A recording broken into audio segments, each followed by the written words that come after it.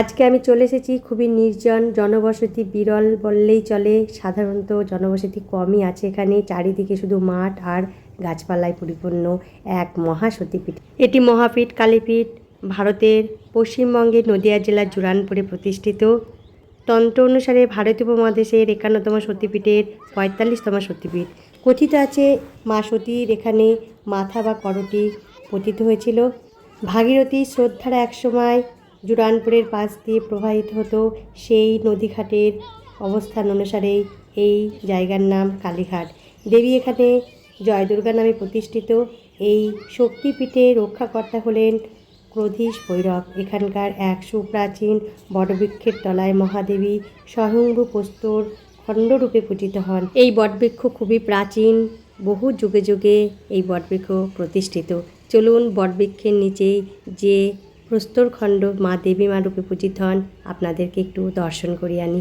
খুবই নিস্তব্ধ নিরিবিলি জায়গা, খুব শান্ত পরিবেশ, চারিদিকে এত পাখির কলরব। আপনারা এখানে যখন আসবেন উপভোগ করতে পারবেন। এই যে কত ঢেলা বাঁধা আছে দেখেছেন, যার যেমন মনস্কামনা পূর্ণ হয় তেমনি তা মা দেবী মার গাছে ঢিলা বেঁধে রাখে। খুব সুন্দর জায়গা। একজন দেখছি সাধন করছেন। এখানে অনেকেই সাধনা করে গেছেন, যেমন বামাখ্যাপা থেকে শুরু করে রামকৃষ্ণদেব অনেকেই আছেন তার শিষ্যবৃন্দ। এই জুরানপুর কালীপীঠ অনেক পুরানো প্রাচীন। নটঙ্কি কালী পুজো, রথযাত্রা, জন্মাষ্টমী উপলক্ষে এখানে বিশেষ অনুষ্ঠিত হয়। শ্রাবণ মাসের শেষ সোমবার হয় জলাভিষেক। প্রতি বছর মাঘী পূর্ণিমায় জুরানপুরে কালীপীঠ প্রাঙ্গণে বিরাট মেলা বসে। জাতি ধর্ম নির্বিশেষে সকলেই এখানে কিন্তু সমাবেত হয়। আমি খুব ছোট্টবেলা থেকে এই মন্দির দর্শন করছি। এখানেই আমার আছে মামার বাড়িতে। আর এই মামার বাড়ি উপলক্ষে যে কতবার এই মন্দিরে এসেছি।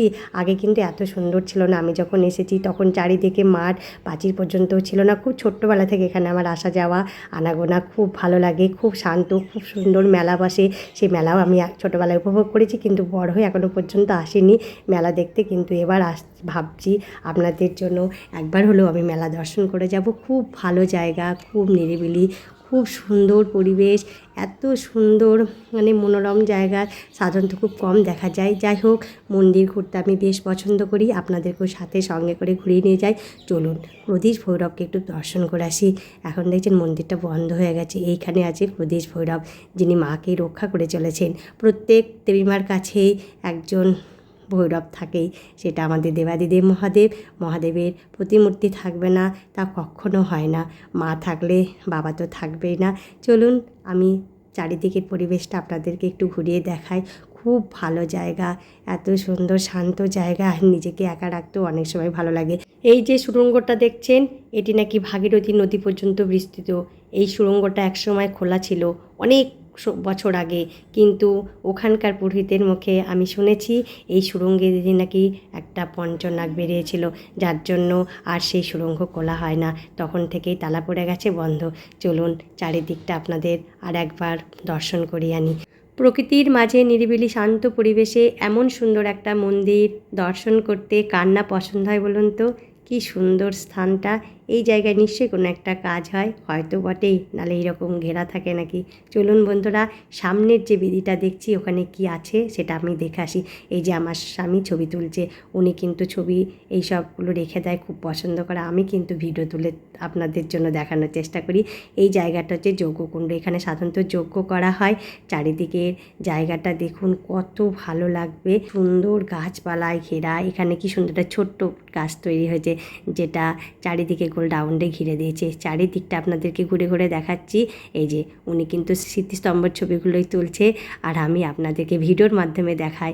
খুব ভালো লাগে এই সমস্ত জায়গাগুলি দর্শন করতে, তার জন্য স্মৃতির খাতায় আপনাদেরকেও তুলে রাখি এইগুলো আপনাদেরকে দেখানোর জন্য। চলুন, বাইরের দিকে দুটো মন্দির দেখা যাচ্ছে, কি সুন্দর লাগছে জায়গাটা কিন্তু। আচ্ছা বলুন, চারিদিকটা গাছপালা, আর রাস্তাটা দেখুন উপরে, কি ভালো লাগছে। ও একটু পাশ থেকে ঘুরে আসলো। যাই হোক, আমি সেই ফাঁকে এই দিকের পরিবেশটা আপনাদেরকে একটু দেখিয়ে দিলাম।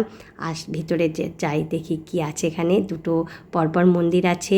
এখানে দেবাদিদেব মহাদেবও আছে, ছোট্ট শিবলিঙ্গ তিনখানা পরপর আছে।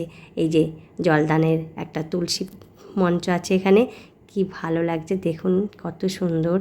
একটা সাদা রঙের শিবলিঙ্গ আছে। চলুন ভিতরে দেখি আর কি আছে। এখানে আছে নন্দীভিঙ্গি, এখানে আর একটা শিবলিঙ্গ আছে। জয় বাবা ভোলানাথ, ওম নমঃ শিবায়। চলুন শ্যামানন্দ জিকে আপনাদের একটু দর্শন করে আসি। ইনার নাম অনুসারেই এই আশ্রমের নাম শ্যামানন্দ যোগাশ্রম। এমনি এখানেই স্মৃতিস্তম্ভ হিসাবে বিরাজমান। চলুন তাহলে আজকের মতো ভিডিওটা এখানেই শেষ করছি। আবারও পরবর্তী ভিডিওতে আপনাদের সঙ্গে দেখা হবে যে কোনো সময় যে কোনো মন্দির দর্শনে। ততক্ষণে আপনারা সুস্থ থাকবেন, সাবধানে থাকবেন, ভালো থাকবেন। ভিডিওটি কেমন লাগলো অবশ্যই কমেন্ট বক্সে লিখে জানাবেন। ভালো লাগলে একটা লাইক করবেন।